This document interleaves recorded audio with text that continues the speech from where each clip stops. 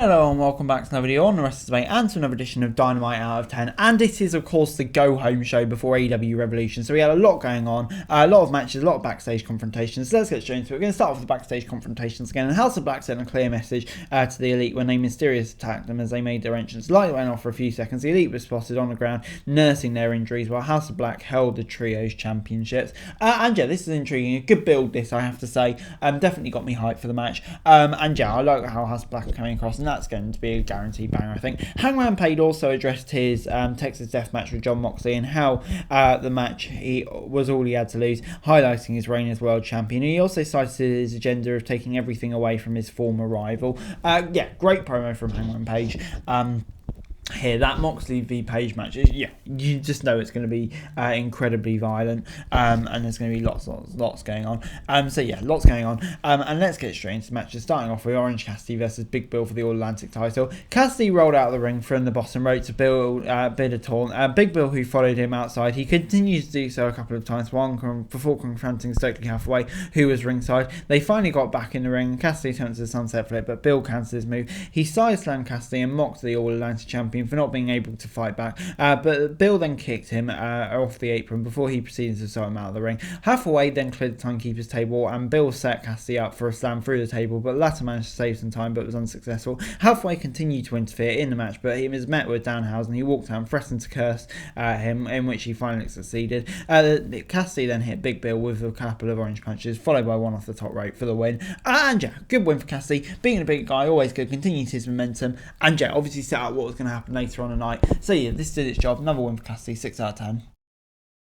Next up was the Face the Revolution ladder match. I don't know why this isn't happening at the pay-per-view. I mean, the clue kind of in the name, but there we go. Kingston brawl with AR Fox out of the ring while the other competitors pounced on each other. He soon got in more teas and the two made their exit from the arena and engaged in intense back and forth. Meanwhile, in the ring, Commander impressed fans with a rope walk followed by a drop kick onto Action Andretti. Guevara and Garcia worked together in a bid to outlast their opponents. Guevara flung off the ladder onto Andretti while Garcia helped him to get back into the ring in an attempt to climb to the top, but was stopped by Takeshita, who took advantage of the situation and tried to climb the ladder but was disrupted by Powerhouse Hobbs. He then showcased and used his strength to his advantage, eventually climbing the ladder and winning the match.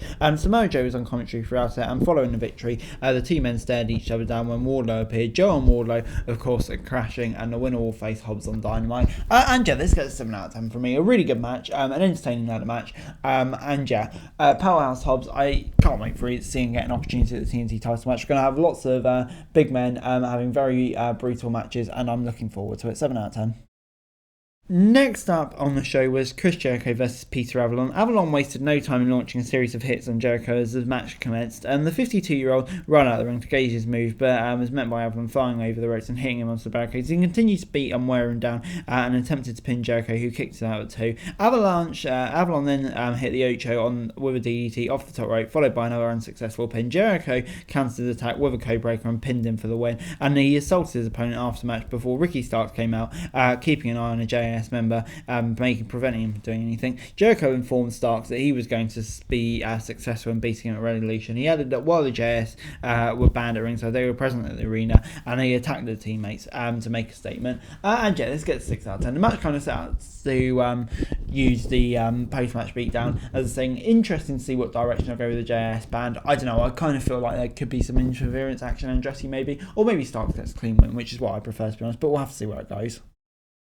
Hook then took on Matt Hardy for the FTW Championship, and he tried to start the match with multiple attempts to make Hardy submit. However, the former WWE star threw a punches followed by a shoulder attack and knocking his opponent off his feet. The FTW champion then managed to cut Hardy's foot to lock in his submission maneuver. Even Paige got involved and pushed Hook into the post outside the ring while the official was distracted. Hook suplexed Hardy, followed by a headbutt. Hardy anticipated a few of his opponent's moves and hit him with a side effect, pinning Hook, who managed to kick out. While another side effect lock, Hook reversed it and threw Hardy into the turnbuckle. Paige used Stokely Hathaway's cast to hit the champion, who retained the title by making Matt Hardy tap out. And yeah, gets a 5 out of 10 from me. I don't know, Hook, I don't know, it just doesn't seem like they're doing much with him at the moment since the Jungle Boy stuff ending.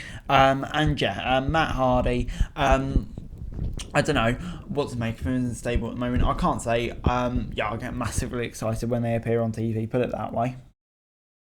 Next up on the show was Toni Storm versus Riho. Storm wasted no time and pounced on Riho and hit as soon as the bell rang. The inaugural Women's Champion countered and managed to throw a few punches before Storm wore her down again. Riho hit her with a snap suplex followed by an unsuccessful pin. She engaged in a few words with Saraya, who was trying to distract her.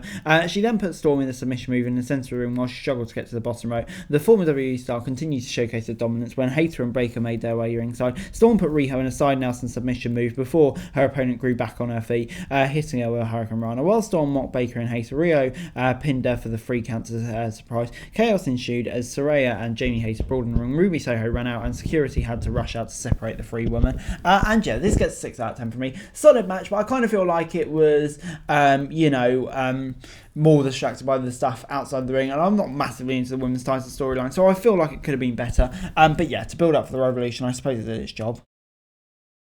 It was then time for the Revolution Tag Team Battle Royal when Dark Souls made their entrance. The BCC attacked them from behind. They brawled outside from the ring before the match started. Each set of tag teams entered after a duration of 90 seconds. By the time all contenders were in the ring, every star left nothing back in their determination to win. Castagnoli and Felix got in a brawl on the apron while Siva and Renes worked together with U2 against Vance. At one point, Rouge seemed to prep for the Bull's horns from the off arrow, but was met with a dropkick by Darius Martin, resulting in him losing balance and getting eliminated. While everyone was occupied in the ring, Danhausen and Orange Cassidy entered. The Butcher and Blade were the last 2 finalists, along with the Very Dice and Cassidy. The former worked their tag team moves in accord, with them hitting the All-Atlantic champion with a stunner and the following out with a clothesline. They then attempted to eliminate him, but Cassidy managed to stay in the match. Danhausen took advantage of the distracted stars and pushed them over the top rope, thus ending the last spot in the tag team title match. Meanwhile, the Guns walked out while Jay Lethal and Jeff Jarrett attacked Best Friends from behind. The Acclaim ran out to their aid and almost had a confrontation with the champions. And yeah, this gets a 6 out of 10 from me. Yeah, the match wasn't bad at all. I'm not sure about the winners. I think it's good. Cassie really just playing babyface grit in here. Danhausen, great seeing finally get an opportunity. Were their best teams put in there? Potentially, yes. But for what it was, it wasn't a bad banner event, so I'll get a 6 out of 10. And yeah, the show concluded with MJF and Danielson having their last set of words before Revolution. Great promo from Danielson, MJF looking worried, and yeah, it's just been a brilliant storyline. I'm sure they're going to cap it off with an incredible match. And yeah, another match was teased and has now been confirmed with Christian Cage challenging Jungle Boy to a fight. He called out and mocked his father, Luke Perry. His promo was cut short on a video of Jungle Boy digging a grave, played with snippets of how Christian supporters had mentioned him earlier. And as the vignettes progressed, the tombstone of the grave displayed Christian Cage's name on it. Yeah, bit of a weird ending to the segment, I have to say. But there we go. It was interesting. And yeah, overall this week, Dynamite gets a 5 out of 10 from me. I know, on the whole, it wasn't a terrible show, but I just felt like for build-up, last show before I pay for you, I kind of expected a bit more, to be honest. So yeah, 5 out of 10. But anyway, guys, that's it for the video. Thanks very much for watching. To like, share, credits, all the comments down below. If you want to show for daily wrestling news and subscribe to my channel, that'd be greatly appreciated. Thanks very much for watching. Peace.